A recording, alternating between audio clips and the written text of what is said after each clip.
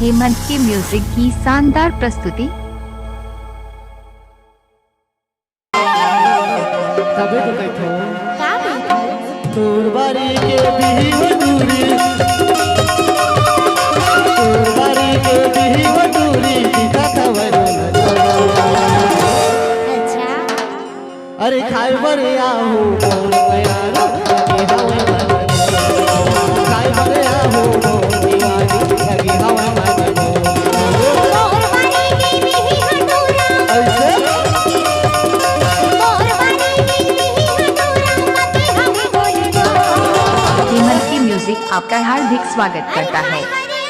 मोर बयानो लेना दा जल्दी लो, हाय मरिया भी मोर दीवाना लेना दा जल्दी लो। तोर बारी के बिही वटूरी, तोर बारी के बिही वटूरी दिखा खबर अरे खाए बर आहू बोल कचारा लगे हवे मन, खाए बर आहू बोल दीवानी लगे हवे मन।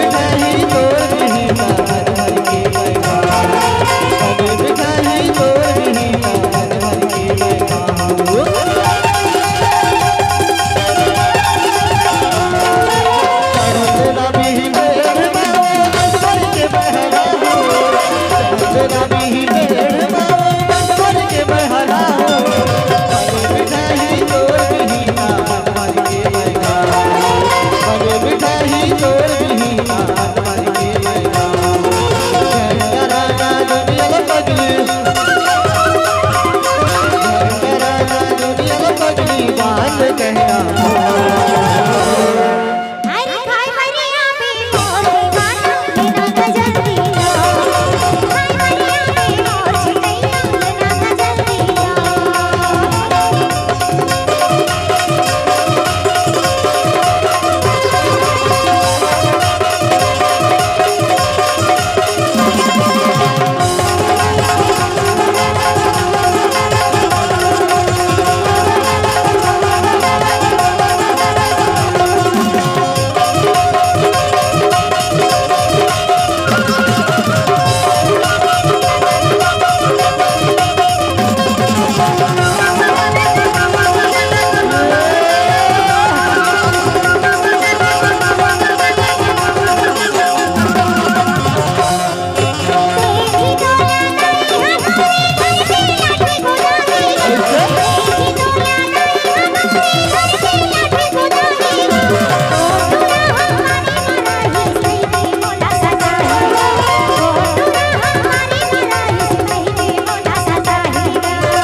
डीजे बिटकर साउंड करौंदी।